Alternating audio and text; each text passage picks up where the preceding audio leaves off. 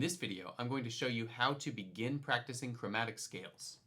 A chromatic scale is a type of scale that features all of the pitches in an octave. So if I start on D, I would play all of these pitches, and I wouldn't skip any. And what I just did is I went up an octave, and I basically played 12 unique tones, and then I changed directions and came back down. And so what I just played was one repetition of a D chromatic scale in one octave. And so that's what I want to show you how to do today so that you can start practicing it. I like chromatic scales because they are flexible, they're practical, and they can also be configured to support pianists of much higher skill levels, while at the same time being accessible to pianists who are literally starting today. As in, you could learn how to do a chromatic scale on your very first piano lesson, and I generally do this, or I will do this within a few weeks of a student starting, because they're so easy to understand, and they are very beneficial in that they promote positionless thinking, because typically what a beginner would be playing out of is something like piano adventures, or some kind of method where a C position is going to be used or a G position is going to be used, which is like very easy to understand, but honestly not very reflective of all of the repertoire that's out there. Like most of the repertoire for piano is not very confined to positions. Most of the stuff is basically positionless in the same way that the chromatic scale is. So the chromatic scale helps students break out of that box and start thinking like they're eventually going to need to think. And they start to learn about like contraction of the hand. They also learn about speed. I like to use chromatic scales to teach students how to play fast early. One thing that's cool about the chromatic scales, because it's got 12 unique pitches, it's divisible by 2 and 3 and 4, and also 6, but generally 2, 3, and 4 are the ones that really matter, because we often will use groups of 2, 3, and 4. So I will give you a little demonstration of that before I show you the fingering. So let's say we do 100 BPM here. If I play quarters, it would sound like this. This is a fine starting tempo. Even slower is fine. And what I'm going to do is I'm going to double it. Now I'm playing eighths.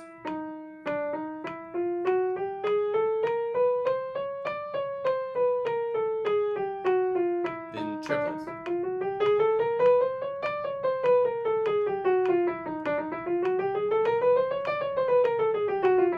Of course, that last one was 16th notes. So it's something that can scale up a number of ways. And of course, you can do the same thing in the other hand or the different things in the other hand. You can do them in contrary motion. You can use them in grand scales. You can start on any note. They're very flexible and modular and just a unique practice experience. And because they're so unique and because there's really not a lot you would do with them at any particular skill level, I recommend maybe opening your practice session with chromatic scales. So if you're a beginner and you learn one octave chromatic scale on each hand, maybe you want to do the right hand a little bit and then the left hand a little bit and then the right hand a little bit, left hand a little bit, switch back and forth.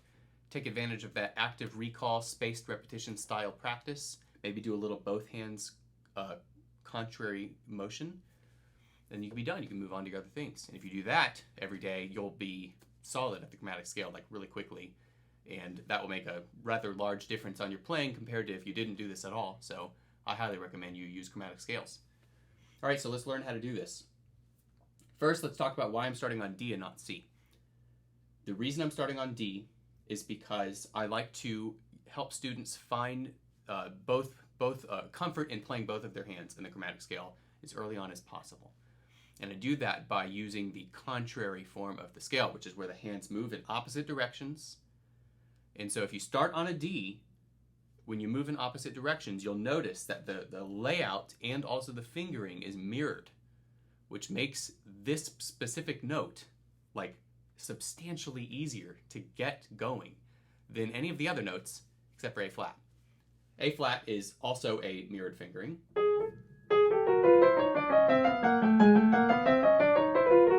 Just like D is.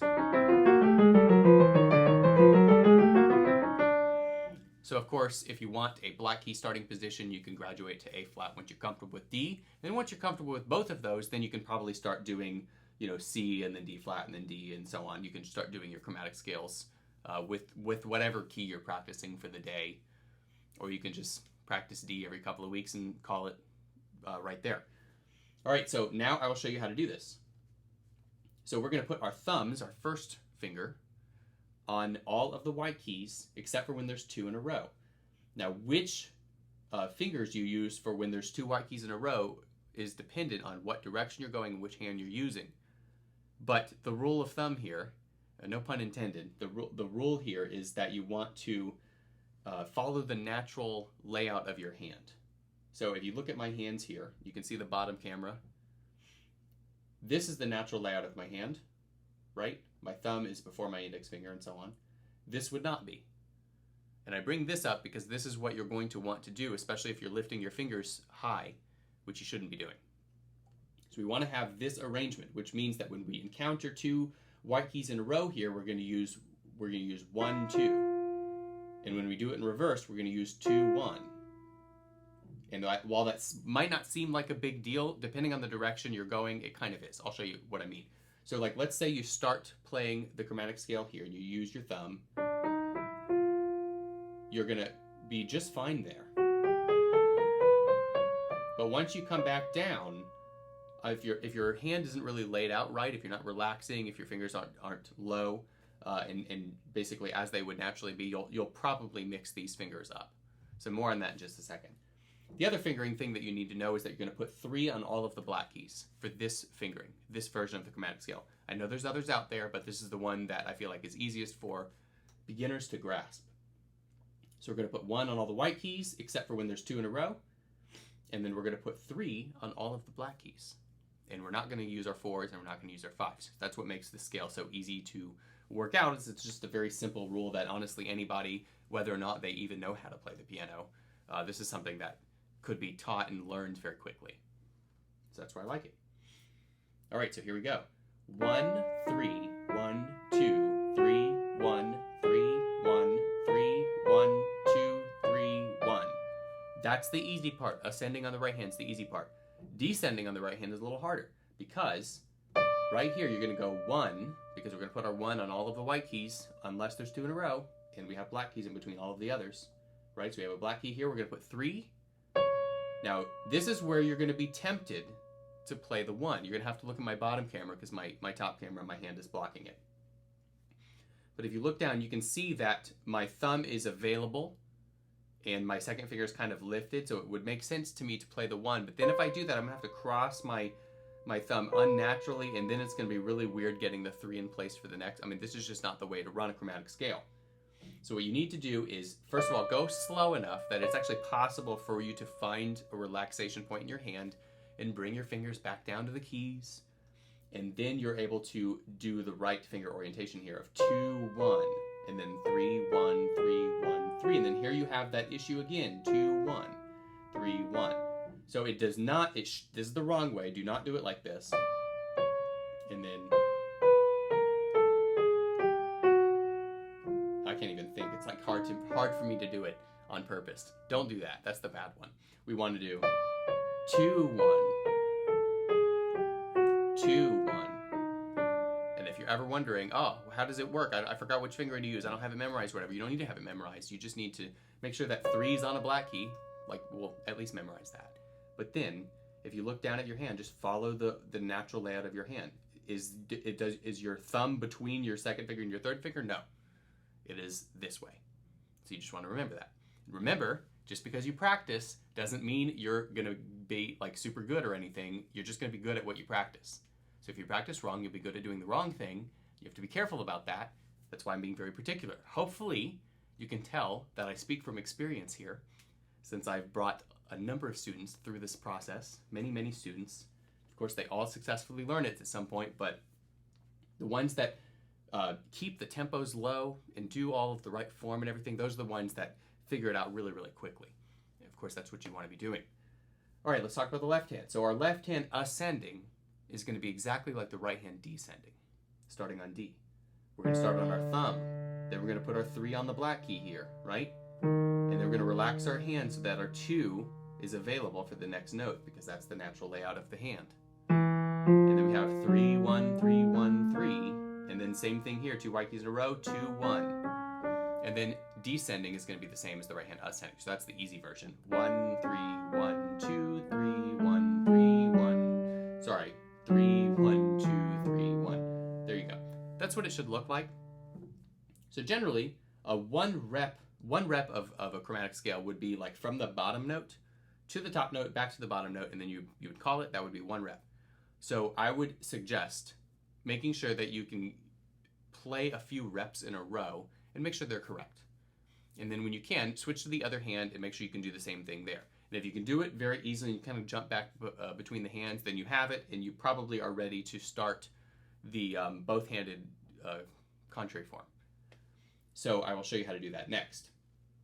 This is where you put your thumbs on both your thumbs on the middle D here, which is a little awkward, I understand. You can put one behind the other. You can kind of let one be in the air and the other like just kind of float. It doesn't matter. Just make sure that the next thing that happens is that the 3s go down on both of these flat keys right here. That's really important. And then your thumbs are going to be the next one. So 1, 3, 1, 2.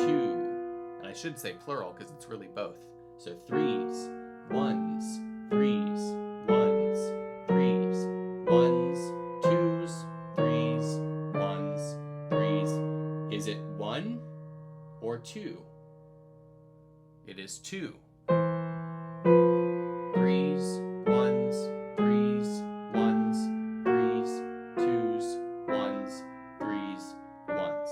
Right? So going from the center note out an octave and then back in, that would be 1 repetition of a D contrary chromatic scale. I know it turns into a little bit of a tongue twister, but you'll understand all of these terms eventually. And so, of course, you want to be able to play that nice and fluid, not too fast. You know you're going too fast if the fingers kick up. The fingers should have a natural curvature to them. You shouldn't have to like round your fingers. You should just let go, and they should automatically round because that's what the hand does when you relax it. Shake it out, put it on the keyboard, it's rounded. So don't stop it from being rounded by straightening your fingers. That's something that you're doing, and that is typically a product of going too fast and not giving yourself enough time to relax, because it does take time to relax. And really good pianists are really fast at relaxing, so that's something to keep in mind. When you first start out, you're going to be slow at relaxing, so you have to go at a slow tempo to allow for that time, and you know that it's too high of a tempo if your fingers are sticking up straight. So it's not the end of the world if you play and your fingers do stick up straight, but go ahead and relax and bring them back down before you go on. So if it looks like that, relax, bring them back down, then you can go on. Okay? Now one tip for keeping your chromatic scale slow, without being like terribly bored, is to count twice per note. So pretend they're all half notes and count like 1, 2, 1, 2, 1, 2, 1, 2, 1, 2, or so on. Or if you go count 4 if you have to, but count so that you can make it all metric and predictable and even, but also so that it kind of keeps your mind busy while letting your hands at the same time move really slow. And actually, we do this so much in piano that you might as well go ahead and get this skill now. It's like really important anyway. When you're ready, then you can start counting like 1, 2, 1, 2, 1, 2. I just counted 2, no reason to count to any more right now. Like that, you feel that pulse. And you want to try to bring this, in my opinion, you want to try to bring this to about 120 beats a minute, which would sound like this. 1, 2, 1, 2, 1, 2, 1, 2, 1, 2, 1, 2, 1, 2, right? You want to be able to do that in each hand and then both hands. 1, 2, 1, 2, 1, 2, 1, 2, 1, 2, 1, 2, 1, and so on.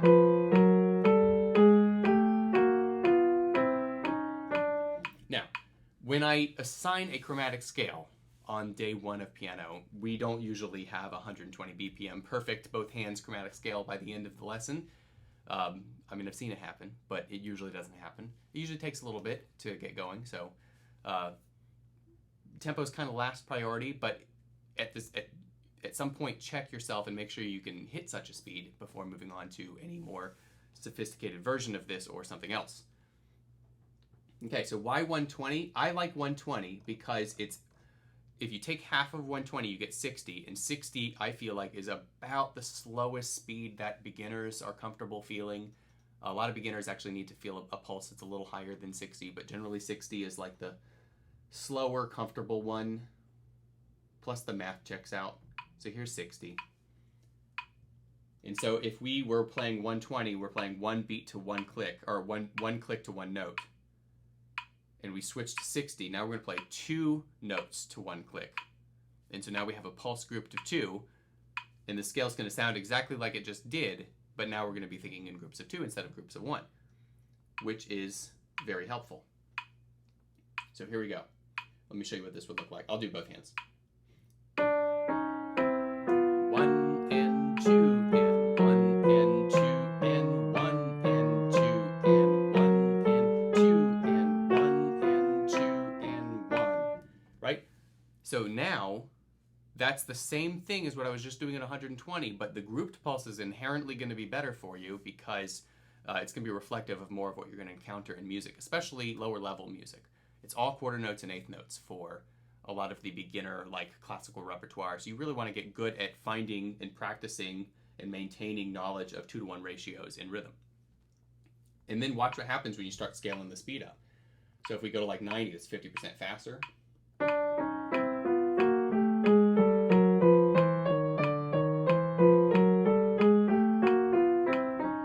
Right? And then if we go to 120, which is our previous cap, there we go.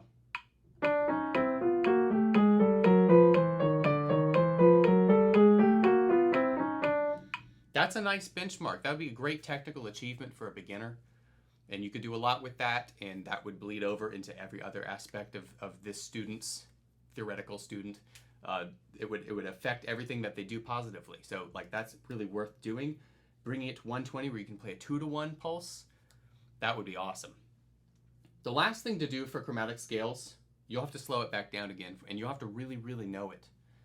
But you want to do this at some point, is to be able to do the parallel form of the scale. And that is where the hands move in the same direction. So you might start at this D and this D. And the reason why this is harder is because the fingering is not going to line up. It's not a mirror anymore. I mean, it can't be a mirror by definition. But you have to basically get comfortable with the 2s and 1s being reversed from one another. The 3s will often line up. So here we have 1s and then 3s. But here it's going to be 2 on the left hand, 1 on the right hand.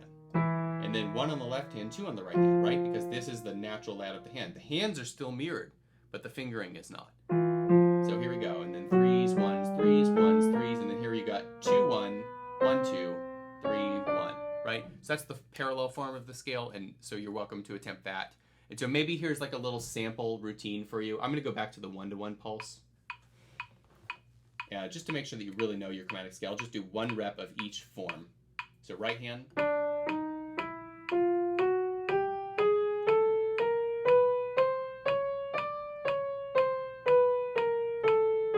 I'll do my left hand next.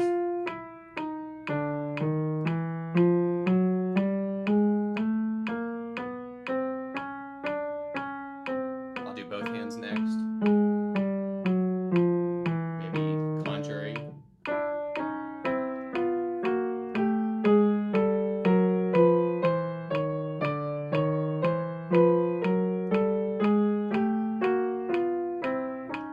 And then parallel.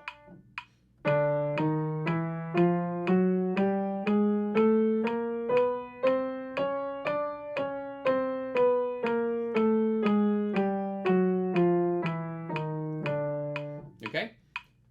So now, I'm not saying that's what your routine needs to look like for a long period of time, but when you first start, you have to be very, very careful. You might see me reference the book Atomic Habits, which is a wonderful book for learning how to build habits. And there is I find it just ridiculously relevant to the life of a musician, the life of a pianist. I'm going to talk about it a lot more.